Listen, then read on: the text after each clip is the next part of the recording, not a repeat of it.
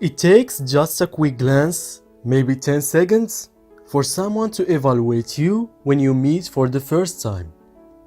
In this short time, the other person forms an opinion about you based on your appearance, your body language, your mannerisms, and how you are dressed. In 10 seconds, they've already figured out whether or not they're going to give you the job, they're going to date you, they're going to give you the sale. This is why our first impressions are so vital. Because if it is good, guess what? You've already got the job, you've already got the girl, or whatever. Because these people have automatically given you value and feel that they can trust you or that you're responsible. It's crazy, but it's true. So it's essential that you know how to create a great first impression. And this video provides some useful tips to help you make a great first impression. Tip number 1. Appearance. Dress with purpose all the time. You never know when you're going to meet that person. And like it or not, you're being judged by how you look, how you dress, and how you carry yourself. People make decisions about us based on our appearance every day.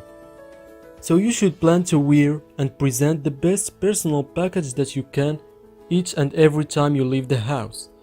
This doesn't mean a suit, this just means dress with purpose. Tip number 2. Smile. Facial expressions are very important when it comes to making a good first impression. And the smile is the most memorable feature after first meeting someone. Not only does smiling makes others feel more comfortable around you, but it also decreases stress hormones that can negatively impact your health. Tip number 3. The right handshake. The handshake is accepted internationally as a professional sign of politeness, and a proper handshake can convey confidence. And now, more than ever, women shake hands, and many guys are unsure of how to handle this situation and find it very awkward. Gentlemen, you'll be happy to know there is no longer a difference. Shake a woman's hand the same you would a man's. No need to wait for her to extend her hand first.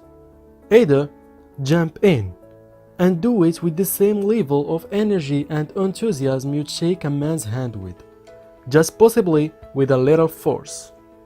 Tip number 4. Speak clearly.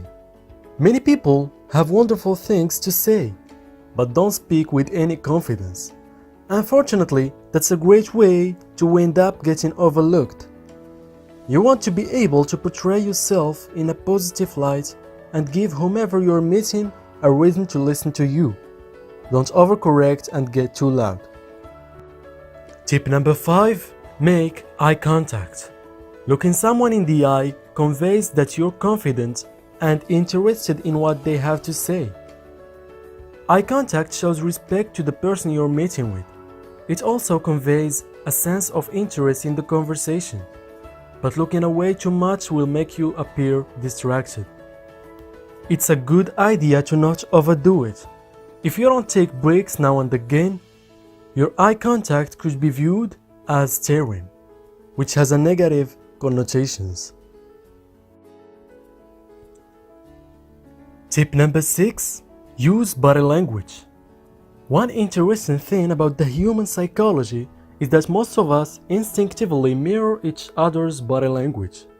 So when another person sees you smiling, the neuron fires and causes them to smile in response. And this sends a non-verbal message that you feel what they feel. Our research shows that people who experience the same emotions are likely to experience mutual trust, connection, and understanding. So mirroring body language is a non-verbal way of saying we have something in common. I love you all, thanks for watching, and subscribe for more videos.